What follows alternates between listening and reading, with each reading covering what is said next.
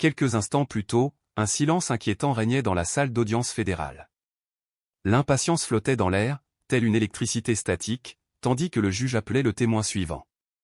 Personne n'avait anticipé la personne qui s'avançait, un homme dont le nom était plus souvent associé à des voix douces, des concerts à guichets fermés et des Grammy Awards qu'à de sombres révélations judiciaires. Usher Raymond, superstar et icône mondiale, montait à la barre. Mais il n'était pas là pour parler de son art, de ses conflits avec les labels ou de son héritage musical. Il était venu pour quelque chose de bien plus profond, dire la vérité.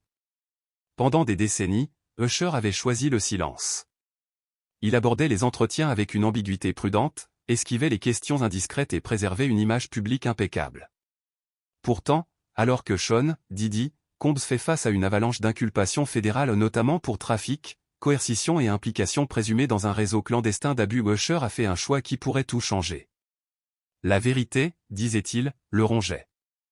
Entre ce qu'il voyait à 14 ans, les yeux écarquillés, et les réalités tordues qu'il a comprises plus tard, le fardeau était devenu trop lourd à porter seul. Son témoignage a provoqué une onde de choc dans la salle d'audience, non seulement par son contenu, mais aussi par ce qu'il représente, une prise de conscience culturelle. La rupture du silence de celui qui était autrefois considéré comme un initié, devenu lanceur d'alerte. Usher a commencé par brosser un tableau empreint d'innocence et d'espoir. Il se souvenait du moment où sa mère l'avait informé de leur déménagement à New York, chez Diddy. À l'époque, Usher venait de sortir son premier album, débordant d'ambition juvénile. El Harid avait fait appel à Diddy comme mentor, persuadé que sa proximité avec un magnate du hip-hop accélérerait l'ascension du jeune chanteur vers la célébrité. Mais ce qui attendait Usher était loin du mentorat qu'ils avaient imaginé.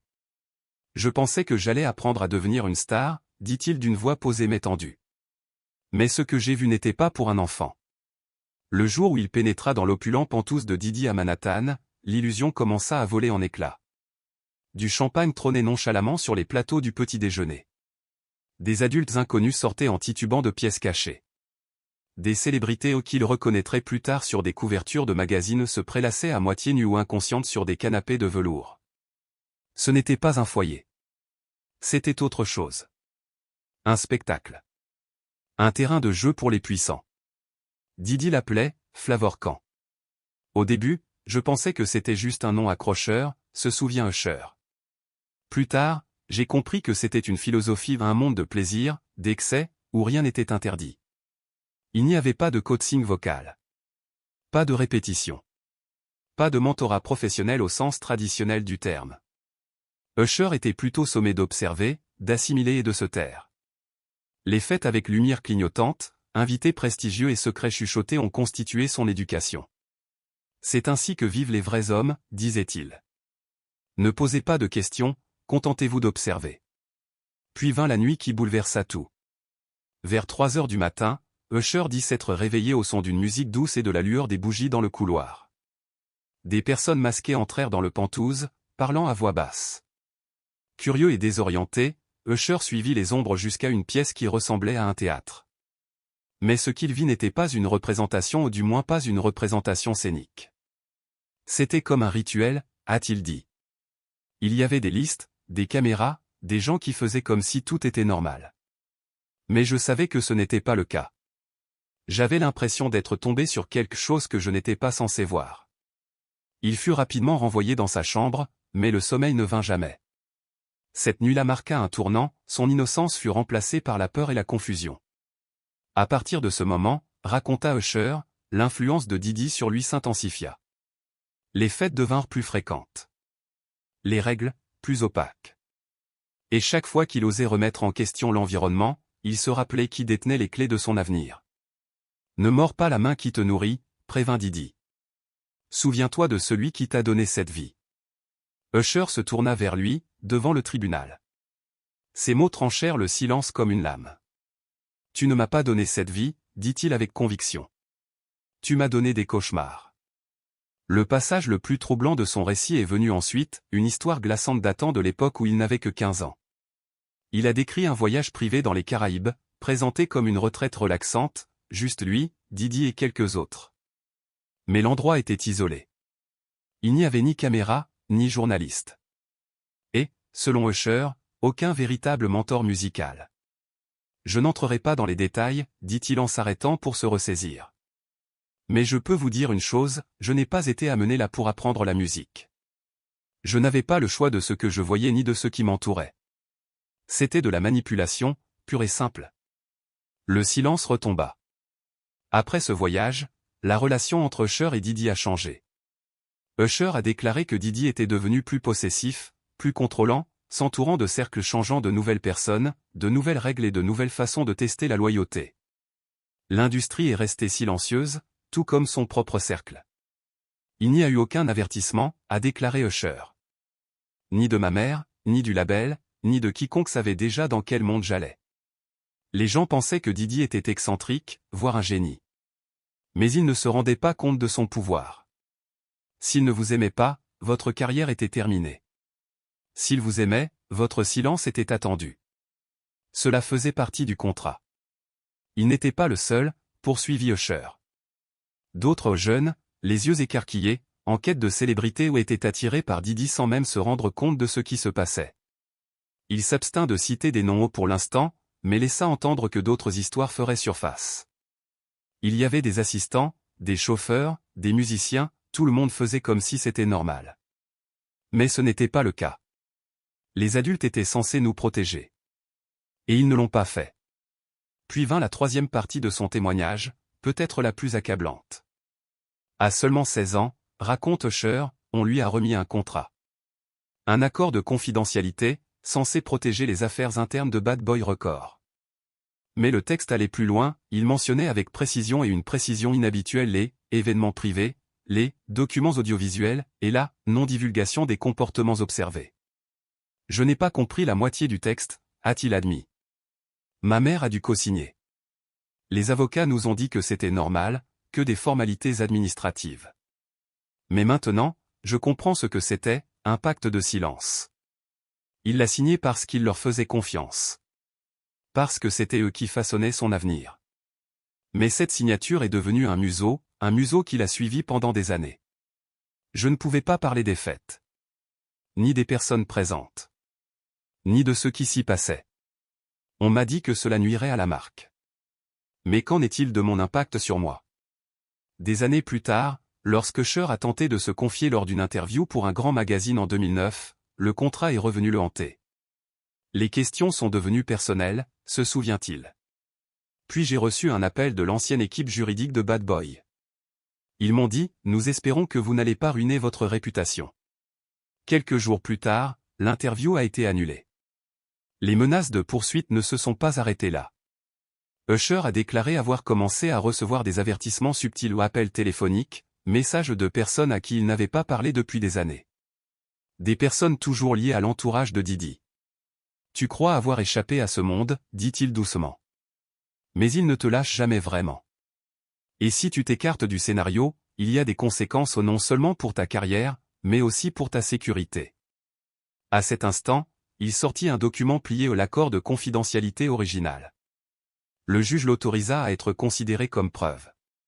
Le langage employé était glaçant, référence à des séquences vidéo, restrictions de reproduction, clauses qui semblaient désormais teintées de menaces compte tenu du contexte du procès et les rumeurs entourant les prétendues archives vidéo privées de Diddy.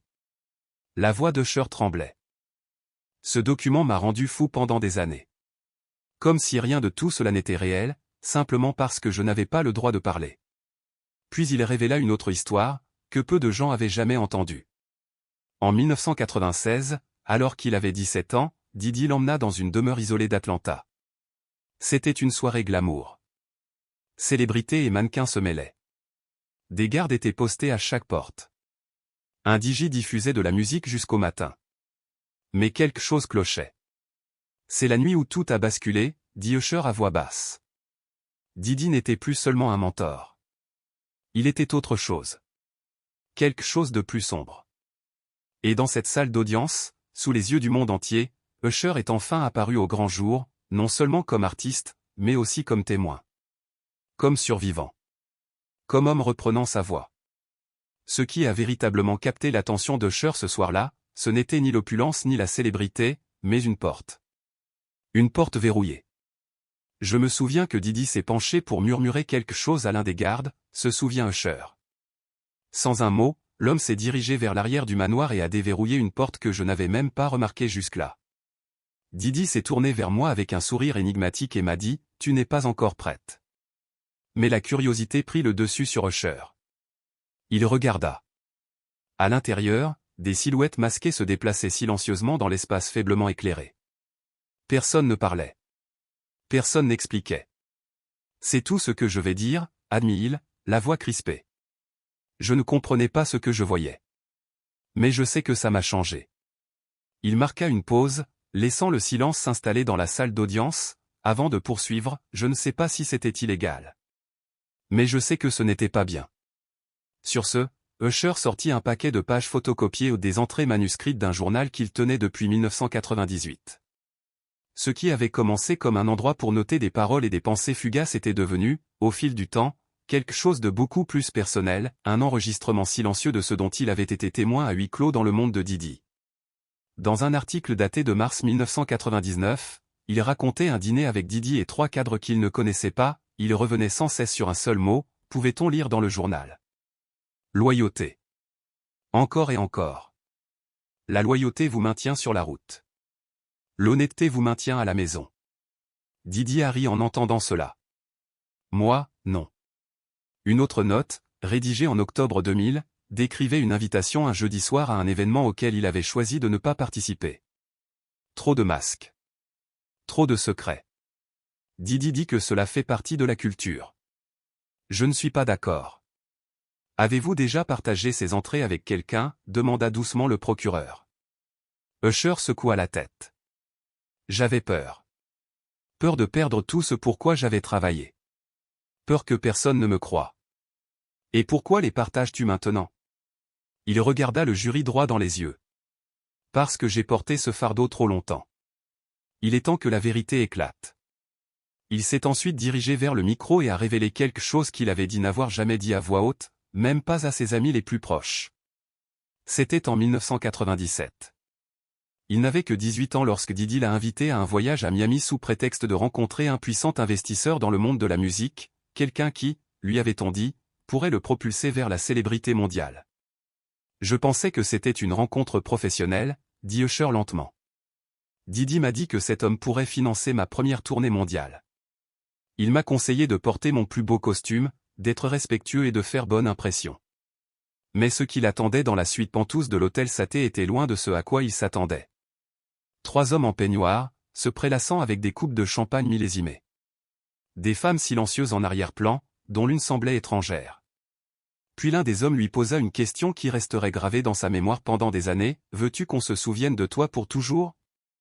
Ce n'était pas une question de musique, répondit Usher d'un ton neutre.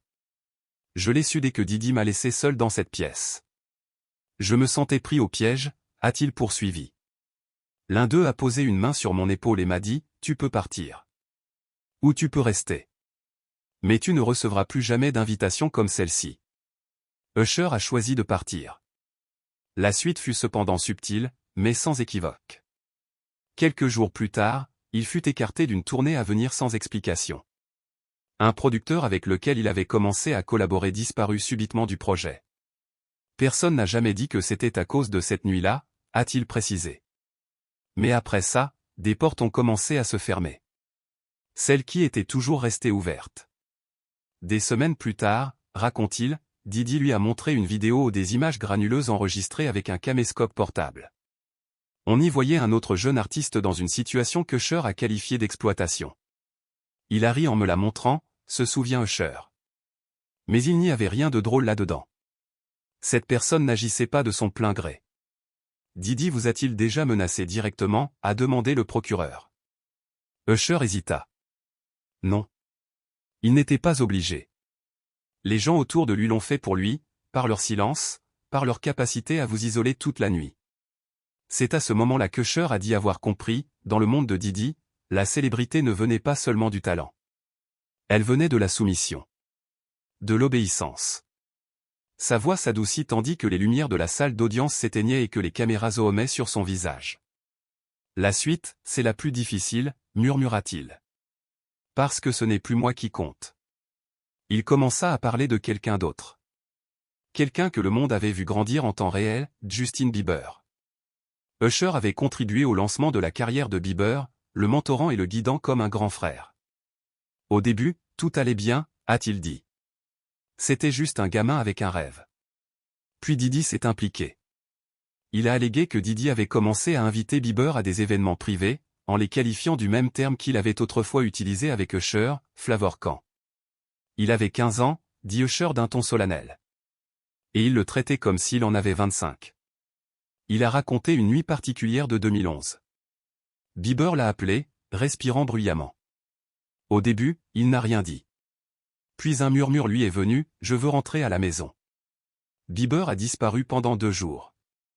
Lorsqu'ils l'ont enfin retrouvé, il a refusé de regarder Usher dans les yeux. Il a juste dit, « Ça va. Je vais bien ». Mais il ne l'était pas, ajouta doucement Usher. Déterminé à le protéger, Usher a déclaré avoir directement confronté Diddy.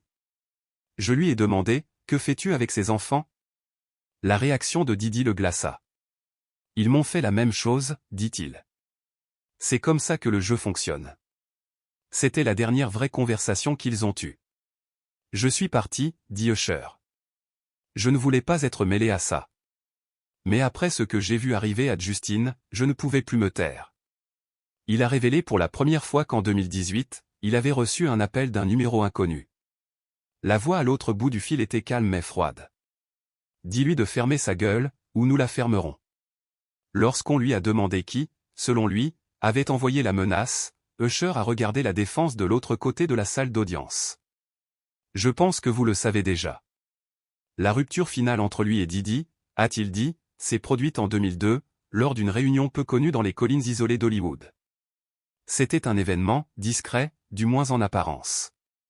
Mais ce qui s'est déroulé ressemblait davantage à un rituel qu'à une fête. Il avait été invité sous prétexte de rencontrer un célèbre producteur européen. Mais il n'y avait pas de producteur. Seulement des ombres, des portes verrouillées et un silence absolu. Des téléphones ont été confisqués. Des accords de confidentialité ont été présentés ou des documents truffés d'un langage plus agressif que tout ce qu'il avait jamais vu dans le secteur. L'ambiance était complètement fausse, a-t-il déclaré. Il y avait des gens qui n'étaient pas des artistes. Ils n'étaient pas des professionnels. C'étaient des observateurs.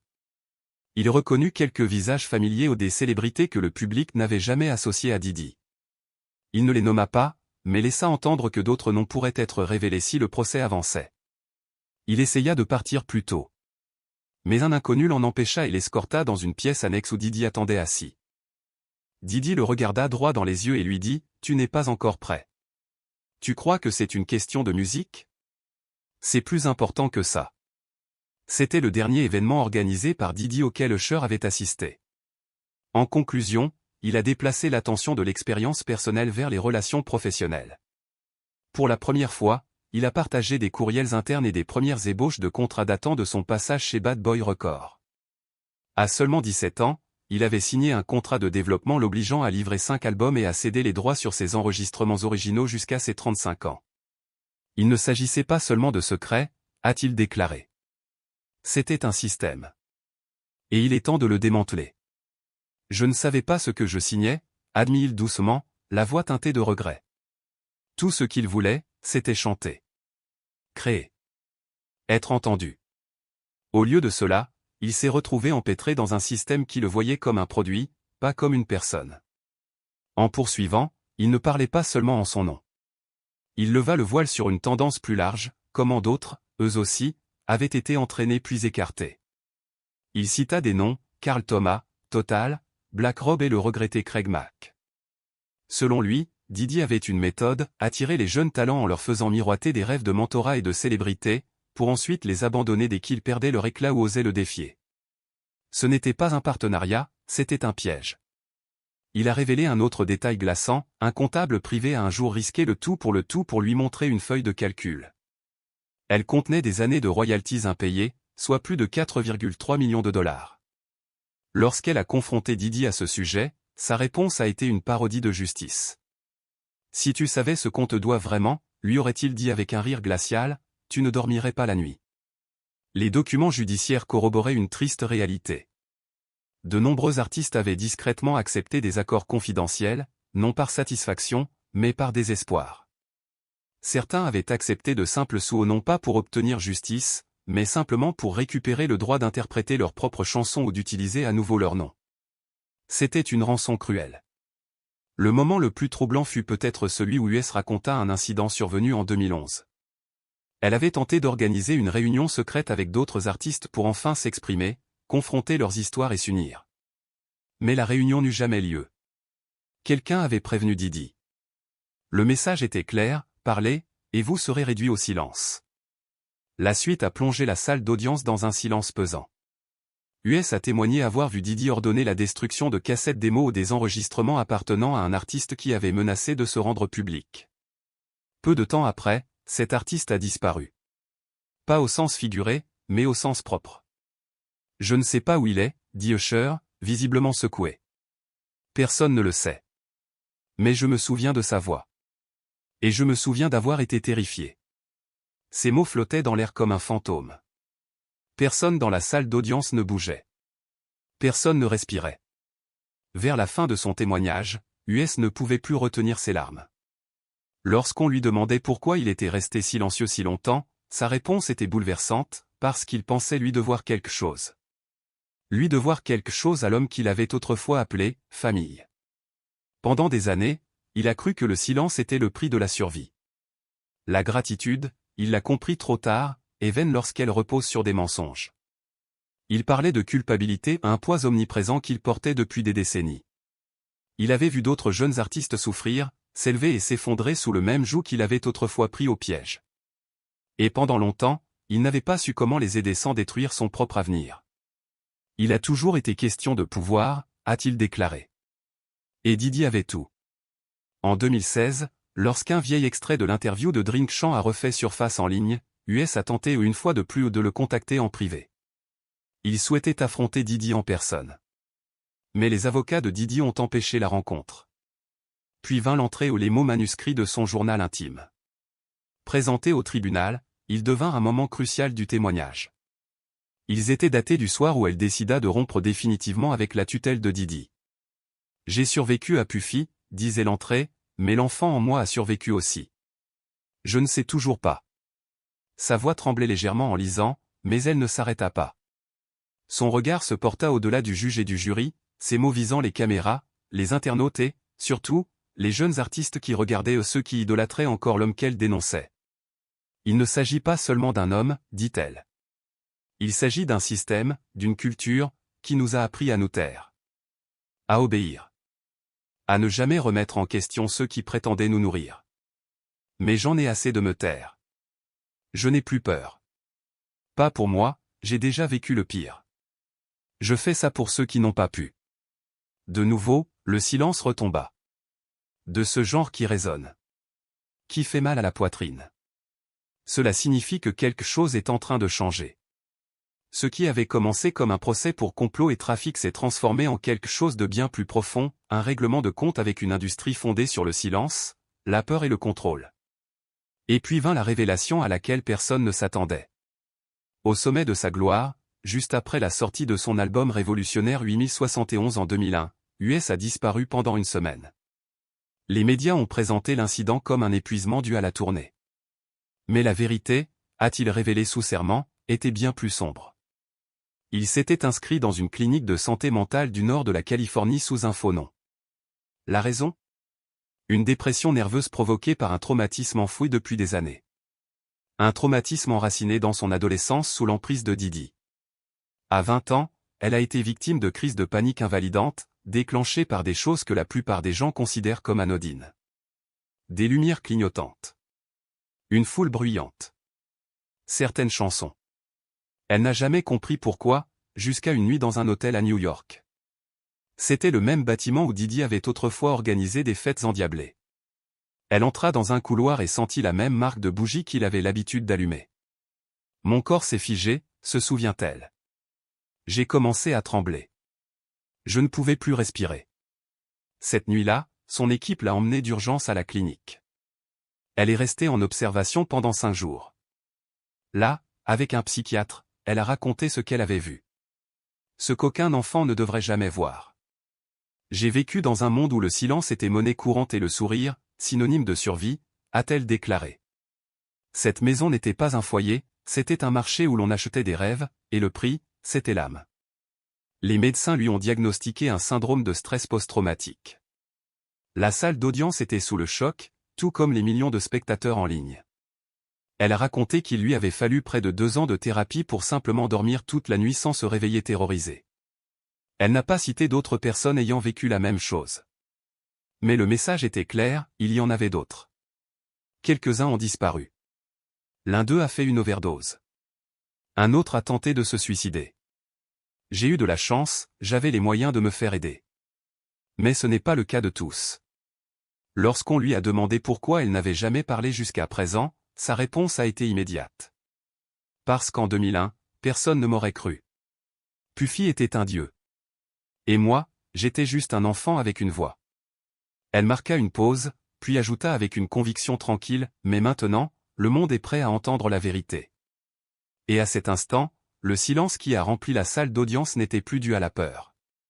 C'était le respect pour la vérité, pour la douleur et pour le courage qu'il a fallu pour parler après des décennies de silence. Derrière chaque plaque de platine, chaque victoire aux Grammy Awards, chaque tournée à guichet fermé, il y a peut-être une guerre silencieuse qui fait rage à l'intérieur d'un jeune artiste essayant simplement de survivre. Et finalement, US ne témoignait pas seulement pour elle-même. Elle donnait la parole à toute une génération réduite au silence par l'industrie même dont elle pensait qu'elle serait la sauveuse.